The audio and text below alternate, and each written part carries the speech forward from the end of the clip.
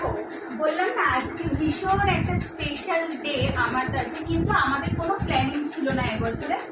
আমার বর বলেছিল, তো তোমাদের বললাম সকালবেলা, যারা আমার ভিডিওগুলো দেখেছো তারা জানো যে কোথাও খেতে যাওয়ার ইচ্ছা ছিল, কিন্তু আমি বলছি না, কোথাও খেতেও যাবো না, কিচ্ছু না।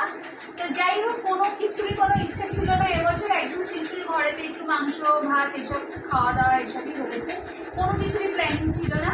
তো যাই হোক, আজকে স্পেশাল ডে বলে কথা।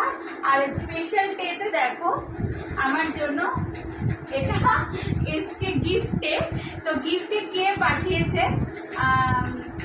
কাকিমণি পাঠিয়ে দিয়েছে, মানে আমার কাকি আর কি। তো ও পাঠিয়েছে যে ও থাকে হচ্ছে জামশেদপুর, ওখান থেকে ও এটা আমাকে, মানে ওখান থেকে না, মানে ও এটা অর্ডার করে দিয়েছে, তো বাড়িতে দিয়ে গেছে। আমি ছিলাম না বাড়িতে, আমি গেছিলাম হচ্ছে একটুখানি পার্লারে, কালকে একটুখানি বেরোনোর প্রোগ্রাম আছে।